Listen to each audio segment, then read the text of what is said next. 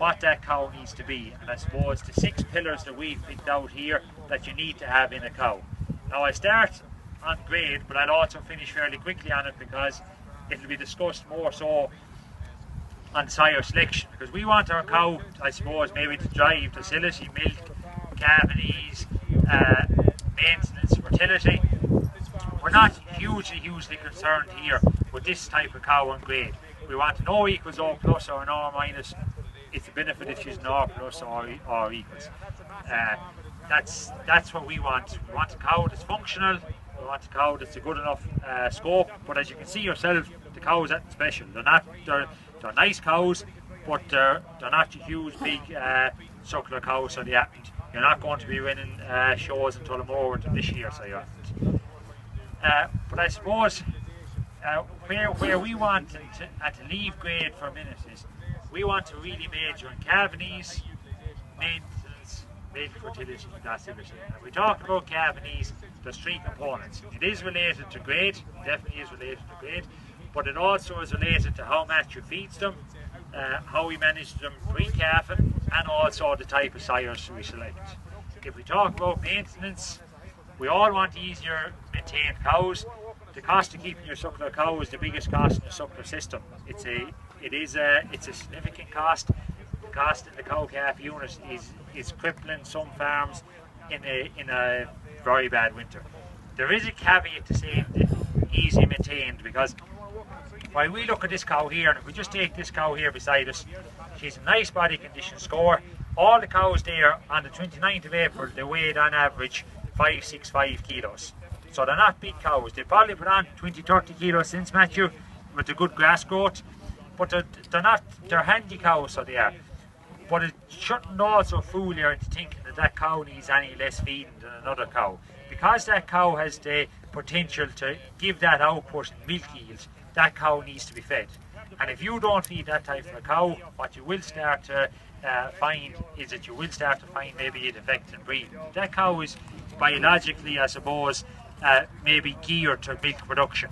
She is a first-class Frisian cow, and as anyone knows from the Frisians, is that they need to be minded to get them back in calf. They will produce where you feed them, and that's really where we want to make sure that breeding isn't compromised. But definitely where we want to major and where we want to exploit and utilise to the maximum is that cow was put on 30 kilos in the last month. We wanted to put on 30, 50 kilos more during the grazing season.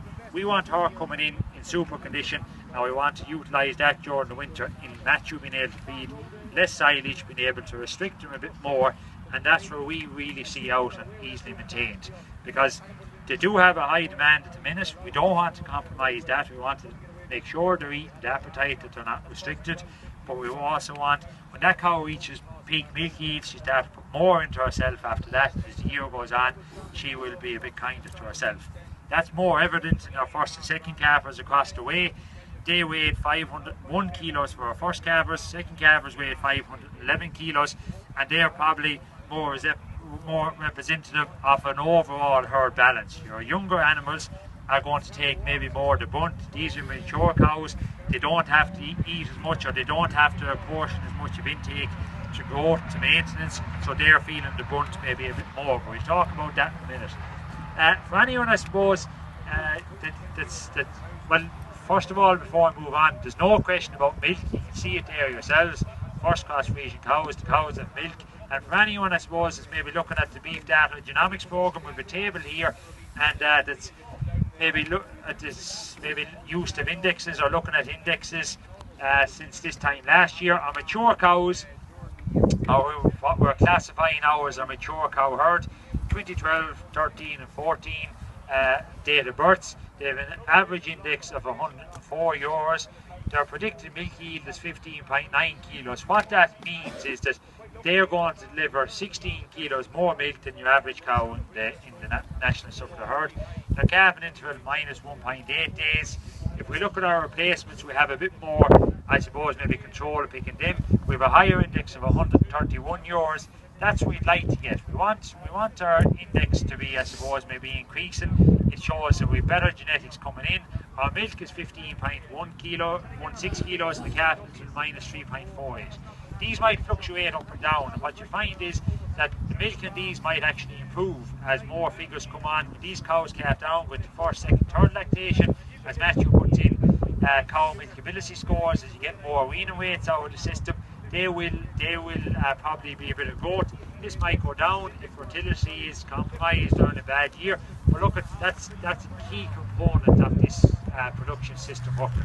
And I suppose what Matthew's target here is to deliver 95 calves per 100 cows. Now that's a long way ahead of the national average.